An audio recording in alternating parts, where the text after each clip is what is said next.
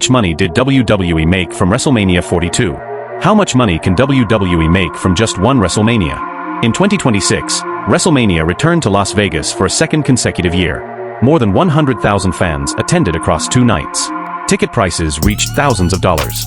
Sponsors paid to be associated with WWE's biggest event. Fans spent money on merchandise, hotels, restaurants, and premium experiences. And the city of Las Vegas itself paid WWE millions of dollars just to host the event. But here's the question. After all of that money changes hands, how much money did WWE actually make from WrestleMania 42? The answer is fascinating. Because WrestleMania 42 wasn't just a wrestling event. It was a massive business operation. Let's start with the biggest number we know for sure. Attendance. WrestleMania 42 took place on April 18th and April 19th, 2026, at Allegiant Stadium in Las Vegas. WWE announced a combined attendance of 106,072 across the 2 nights. That's more than 106,000 people walking through the stadium doors over one weekend. And every one of those people represented a potential source of revenue. But there's something even more interesting. WWE didn't simply sell cheap tickets to fill the building. Ticket prices for WrestleMania 42 varied dramatically. Before the event, publicly listed ticket prices ranged from roughly $244 to as much as $16,000 for a single night, depending on the seat and package. That means one fan might spend a few $100s. Another could spend thousands. And some premium customers could potentially spend far more than the average fan. This is one of the reasons WrestleMania is such a powerful business. WWE isn't simply trying to sell as many seats as possible. It's trying to maximize the value of every seat. And that brings us to the biggest question. How much did WWE make from the WrestleMania 42 ticket gate? Unfortunately, WWE did not publicly announce an exact ticket gate number for WrestleMania 42. And that's important. Because WrestleMania 41 generated approximately $66 million in ticket sales, breaking the previous professional wrestling gate record. For WrestleMania 42, WWE only described the event as one of the highest-grossing events in company history. That suggests the final gate was enormous.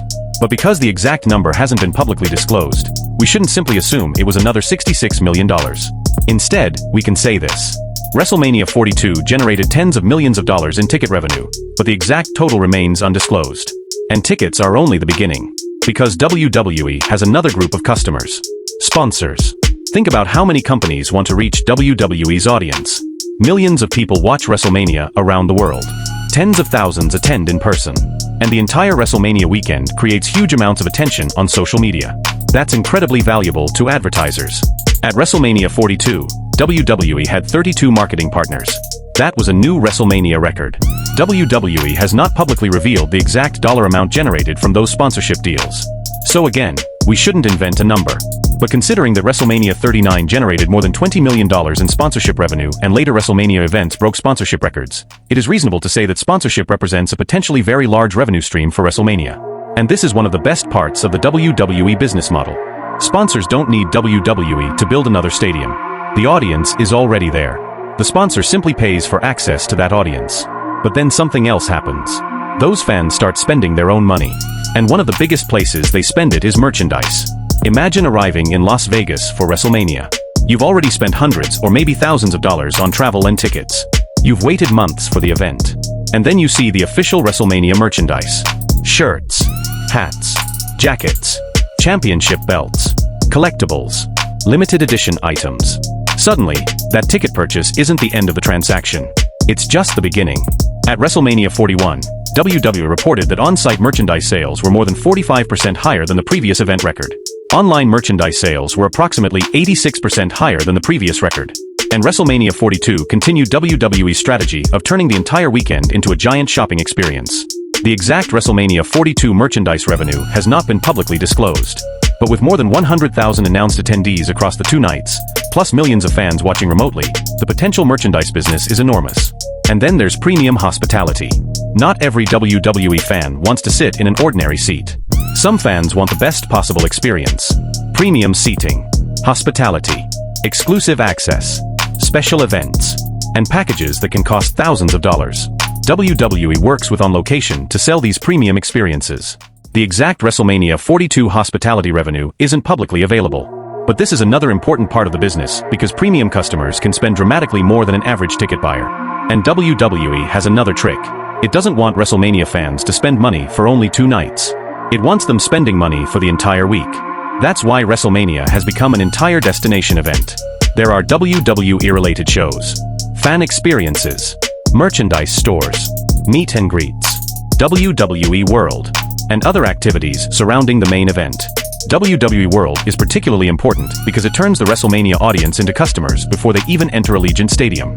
Fans can spend money on merchandise and experiences while waiting for WrestleMania itself. So when we talk about WrestleMania revenue, we shouldn't imagine only the 2 nights inside the stadium. The real business starts much earlier, and it continues long after the final match. But here's something that makes WrestleMania 42 especially interesting. Las Vegas actually paid WWE to bring the event back. According to public records, WWE received a $6 million site fee from the Las Vegas Convention and Visitors Authority. That's $1 million more than the site fee WWE received for WrestleMania 41. In other words, Las Vegas paid WWE approximately $6 million for the right to host WrestleMania 42 and provide the required convention space for WWE World and the Superstore. But that's not all. WWE also qualified for up to approximately $4.31 million in Nevada tax credits. So the potential value of the site fee and tax credit combined was roughly $10.3 million. Now, that doesn't mean WWE simply received $10.3 million as pure profit. The tax credit is tied to qualifying production spending, and the final tax credit amount depends on an independent audit of actual spending. But the important point is this. The host city was willing to provide WWE with millions of dollars in incentives because WrestleMania brings enormous economic activity to Las Vegas. And WWE expected to spend a lot of money producing the event. According to the Nevada tax credit application, WWE budgeted approximately $35.58 million for WrestleMania 42 and the surrounding Raw and SmackDown events. That's more than $35 million in projected production-related spending. And that tells us something very important. WrestleMania is expensive to produce. The stadium has to be prepared. Production equipment has to be transported. Lighting has to be installed. Huge video screens have to be built. Pyrotechnics have to be prepared. Thousands of workers are involved. Security is required. Talent has to be paid. Hotels and transportation have to be arranged. And there are countless other costs that fans never see. So if WWE generates tens of millions of dollars in ticket sales, that doesn't mean WWE keeps all of it. Revenue is not profit. That's one of the biggest misconceptions about WrestleMania. And there is another massive source of value: the media audience. WrestleMania 42 was the first WrestleMania distributed in the United States through ESPN's new WWE partnership. That means WrestleMania isn't simply selling tickets to people inside Allegiant Stadium. It's also selling access to a massive television and streaming audience. WWE doesn't publicly break out exactly how many dollars of its annual media rights revenue belong specifically to WrestleMania. The company's media deals cover broader WWE programming and events. So again, there's no honest way to say that WrestleMania 42 made exactly a certain amount from streaming or television rights. But the event itself is incredibly valuable because it gives WWE one of its biggest audiences of the year. And that audience helps increase the value of WWE's overall media business. Now let's look outside WWE. Because WrestleMania makes money for much more than WWE. Think about a fan traveling to Las Vegas for the event. They need a hotel. They need food. They need transportation. They might visit a casino. They might go shopping. They might stay for several days. And they might attend multiple WWE events. That means the money generated by WrestleMania spreads throughout the local economy. Hotels make money. Restaurants make money. Transportation companies make money. Retail businesses make money. Entertainment companies make money. And the city itself collects taxes. WWE has said WrestleMania weekend generates more than $200 million in annual economic impact for host cities. But remember, economic impact is not the same as WWE revenue. If a fan spends $500 at a hotel, WWE doesn't receive that $500. The hotel does. If the fan spends $100 at a restaurant, the restaurant receives that money.